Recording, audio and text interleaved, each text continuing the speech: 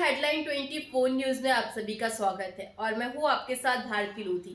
आइए बढ़ते हैं खबरों की ओर। आदिवासी रोहतास सामाजिक महासभा भोपाल के द्वारा विश्व आदिवासी दिवस पर आयोजित हुआ रंगारंग कार्यक्रम। आदिवासी रोहतास सामाजिक महासभा और आईकफ के द्वारा भोपाल के कैंपियन स्कूल के ऑडिटोरियम में विश्व आदिवासी दिवस के अवसर पर एक ऐतिहासिक कार्यक्रम का आयोजन किया गया, जिसमें आदिवासी संस्कृति को लेकर सांस्कृतिक नृत्य और वेशभूषा को लेकर फैशन शो, उराऊ भाषा की लिपि, तोलुंग सिकी की झलक जैसे विशेष कार्यक्रम का आयोजन हुआ। वहीं कार्यक्रम को ऐतिहासिक बनाने के लिए आधुनिकता के साथ संस्कृति को बचाकर आदिवासियों की अस्मिता को बरकरार रखा जा सकता है को लेकर आदिवासी समाज के लोगों ने समाज के युवाओं को मार्गदर्शन दिया।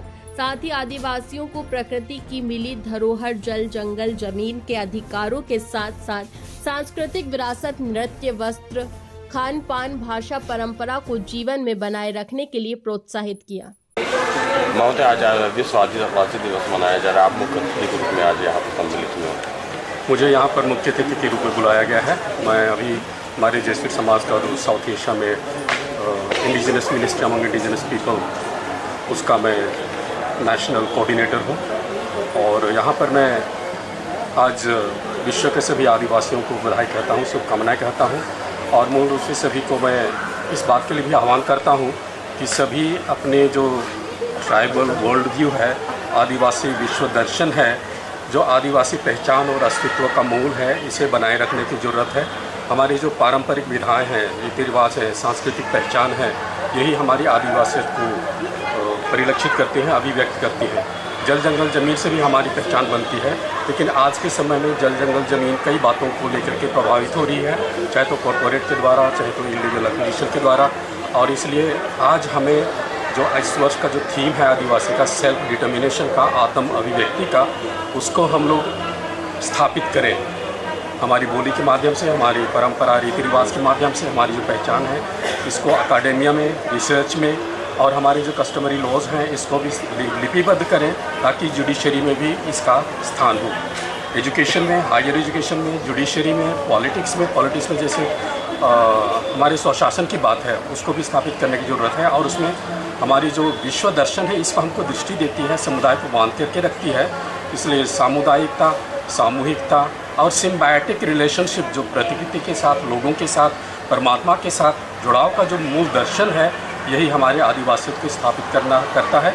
और इसलिए आज इसको स्थापित करने की ज़रूरत है, जो आज के विविधता वाले परिवेश में हम अपनी मान्यताओं को स्थापित कर पाएँ, हमारी परंपराओं और रीति रिवाजों के माध्यम से, ताकि हमारा जो सेल्फ डिटर्मिनेशन है वो स्थापित हो। क्योंकि आज हमको सेल्फ डिटर्मिनेशन जाति प्रमाण पत्र मिलता है, वो हमारे संविधान के 342 अनुच्छेद के आधार पर मिलता है। लेकिन एक समय ऐसा आएगा जहाँ पर अनुसूचित जनजाति का दर्जा समाप्त हो जाएगा, लेकिन आदिवासियत रहेगी। और वो आदिवासियत को जिंदा रखेगी जब हमारे आदिवासी विश्व दर्शन सजीव रूप से अकाडेमिया में, रिसर्च में, राजनीति में, समाज में स्थायित्व पाएगा। और इसके लिए खास करके युवाओं को मैं आह्वान करूँगा कि सामने आएँ, और ख़ास करके जो ट्राइबल इंटेलेक्चुअल्स हैं, रिसर्चर्स हैं, वे सामने आएँ कि आने वाले 50 सालों में जिसका जो परिणाम आना है, उसका एक दूरदर्शी होकर के इसको स्थापित करें। पुनः ये सभी आदिवासी भाई बहनों को, विश्व के आदिवासियों को, हमारे भारत के आदिवासियों को बधाई करते हुए अपना सेल्फ निर्धारण करने के लिए मैं आमंत्रित करता हूँ। ठीक।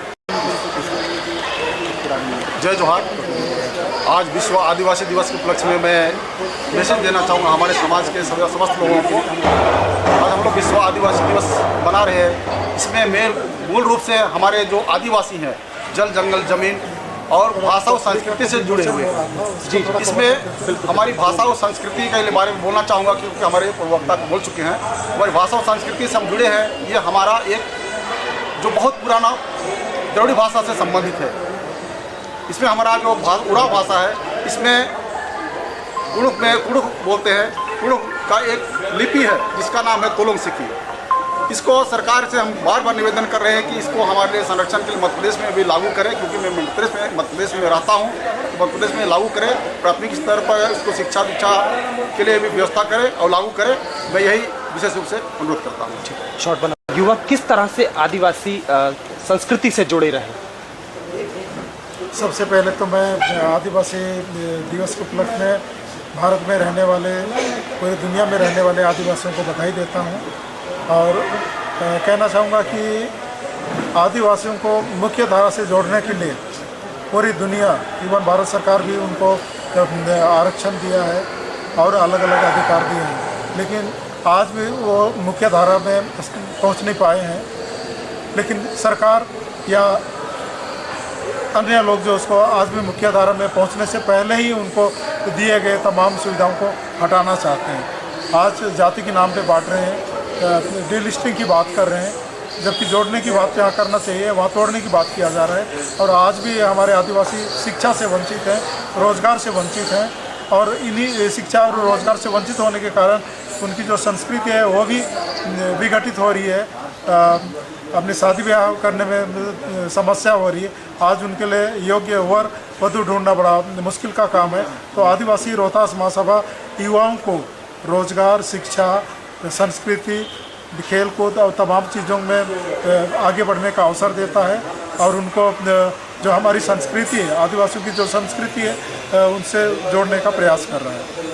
शेखा सेक्रेटरी CBCI नई दिल्ली से आया हूँ और मुझे बुलाया गया है इस त्यौहार को मनाने के लिए। यहाँ पर मैं विशेष करके हमारे भारत सरकार और हमारे राज्य सरकार से निवेदन करना चाहता हूँ कि 1996 में पेशा कानून पारित किया गया।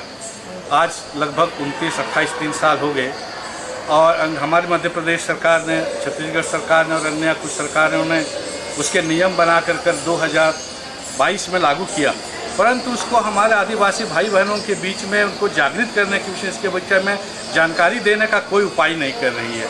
वो कानून नियम तो पास कर दिए पर उनको प्रशासन एवं नियंत्रण, जो संविधान के अनुच्छेद 244 के अंतर्गत 5वीं अनुसूची के अंतर्गत ये अधिकार, स्वशासन का अधिकार अनुसूचित क्षेत्रों में आदिवासियों को दिया गया, जहाँ का प्रशासन एवं नियंत्रण आदिवासियों के हाथ में होगा।